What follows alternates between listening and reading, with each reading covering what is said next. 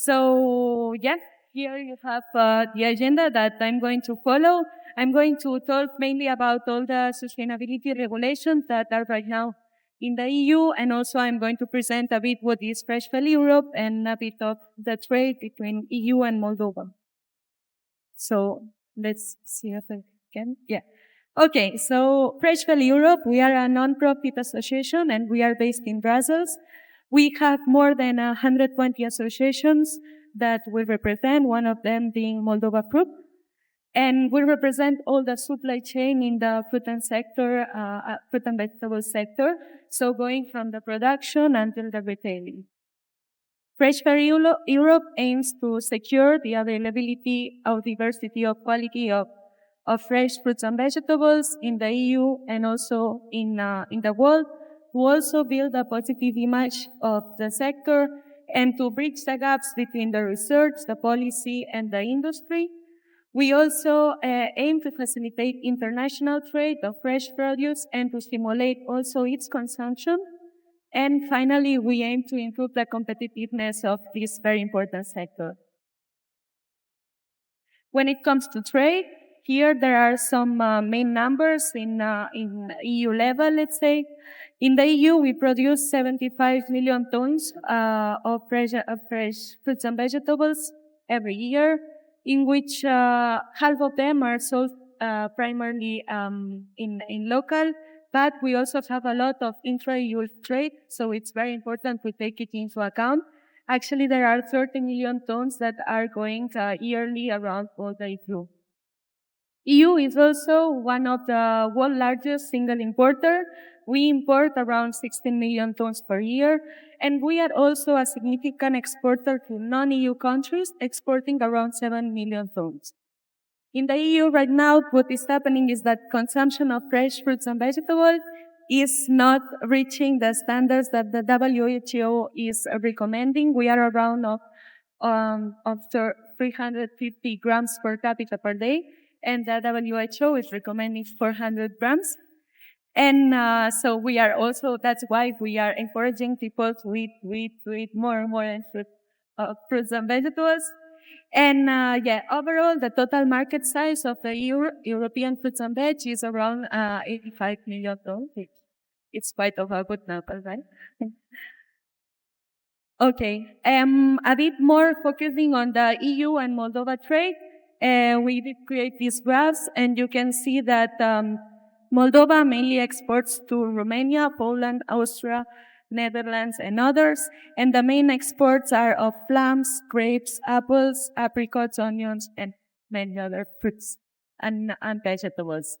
And in regards to the imports from the EU to Moldova, they come mainly from the Netherlands, Greece, and Romania, and others. And the main imports are of tomatoes, clementines, oranges, peaches, and many others as well.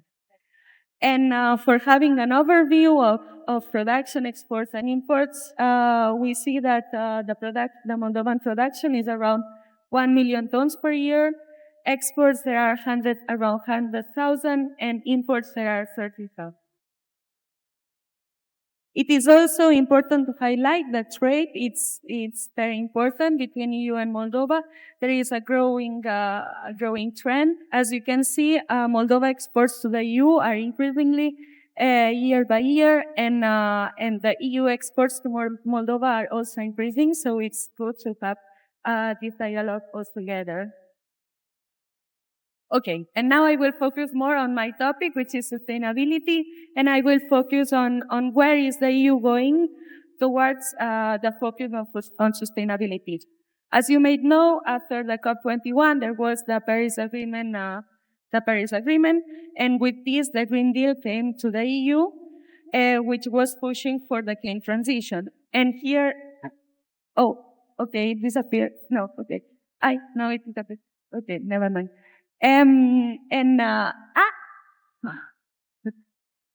Well, okay. From the Green Deal, the Farm to Fork strategy arose, which had a focus on the environment.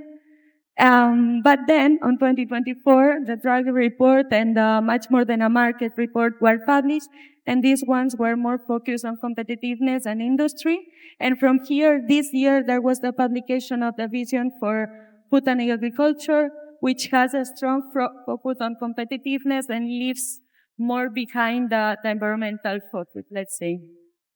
And for next year, it's expected the EU economic security doctrine to come, which has relation to which will try to respond effectively to the new geopolitical and technological realities that we are facing nowadays. Here you have a timeline on the main regulations related to sustainability. There are directives, there are regulations, there are strategies, and these are the ones that have been happening during the last years and are the ones that Freshfel Europe is mainly focusing on. It is very important also when talking about sustainability to have into mind all the supply chain, so from producers to consumers, passing to the packaging, the logistics, and the retailing. And as other colleagues mentioned before, there is the CAP, which is the Common Agricultural Policy, which is very important for our sector.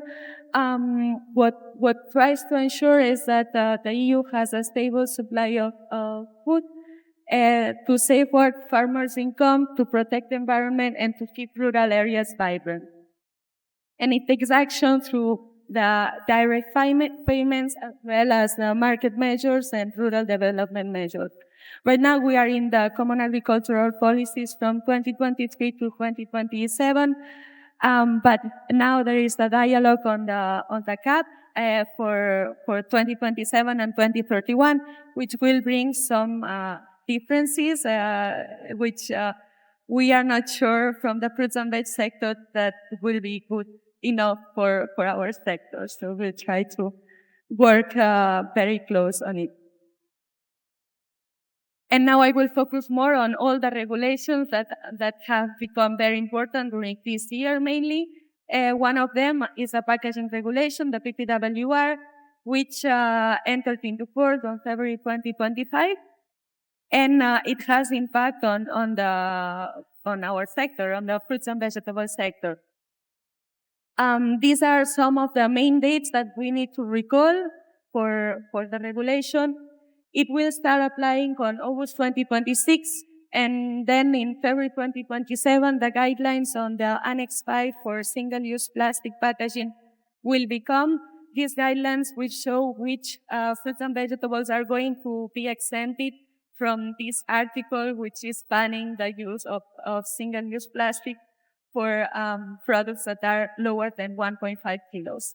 So from Freshfel Europe, we are working on this list and trying to recommend the EFSA, which is the one in charge, on what should include and what should include. Then another date to remind is February 2028, which will be the sticky labels that will need to be compostable.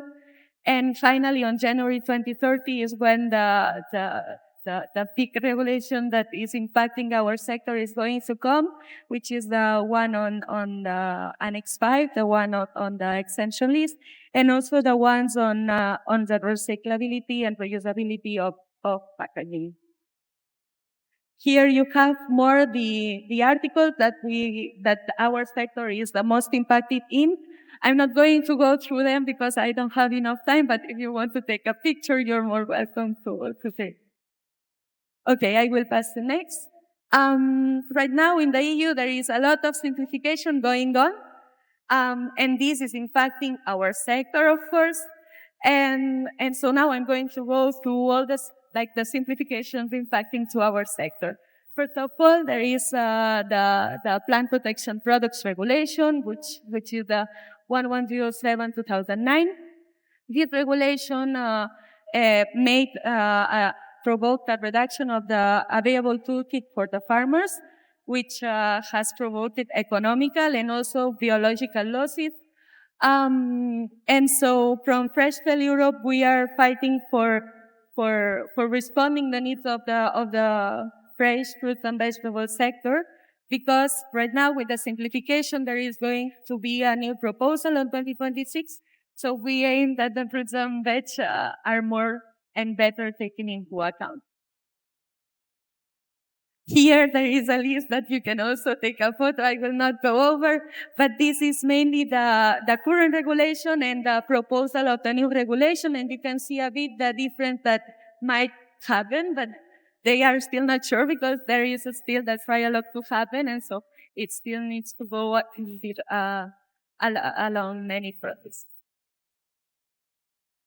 Then there is also going to be a simplification on the maximum residue levels. Basically, the new things is the import tolerance request will change. Now they were accepted based on the Codex MRLs and the GAP, but the new proposal is telling that even if they are accepted in other countries, in other third countries, they will not be accepted if they are cut off active substance, persistent organic polluants, or they fulfill the very persistent criterion. And then another new proposal that is going, a new proposal that is going to happen is a provision on transitional measures, which will allow not to have food waste when there is this new implementation on MRL. There is also going simplification on organics. We had a consultation some weeks ago where some of our members participated. And basically what this simplification aims is to decrease administrative burden. And what we aim also is the need of aligning agricultural production methodologies, so to align organics, but also conventional agriculture, and also to make organics more attractive and economically viable, because there are many farmers that get not at their food because it's too much cost. And of course, to promote awareness and consumers' education for the consumers to know actually what does organic mean, right? Another simplification process is the one going on sustainability reporting, which is more on the social side of the sustainability, let's say. This affects two directives, the CSRD and the CSDDD. The proposal already got through the parliament, and actually trialogues already started. So we are hoping to have this new legislation by the end of this year. So we hope that this arrives and we can bring the new proposal. And so the simplification mainly has affected on the number of companies that will have to report. Now it will decrease the number because only very big companies will have to report. And also the standards, the reporting standards have been simplified and reduced. So there is less administrative burden for these companies. And there has been less focus on all the environmental side of it. For instance, by the elimination of the climate transition plans. And finally, there is the certification and standards. Right now, we are seeing that there is many types of certification. Every day, there is a new one. So we need to harmonize them for the farmers, the producers, the consumers, all of them being able to really know which kind of certification are they using. And so from Freshfel, for instance, we are developing the Fresh Produce PFCR, which is for harmonizing rules for calculating the environmental footprint.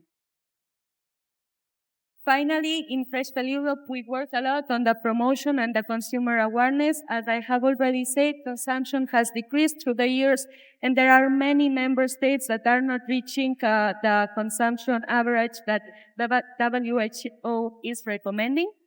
And so, from Freshfel, we are encouraging to eat more and more fruits and vegetables.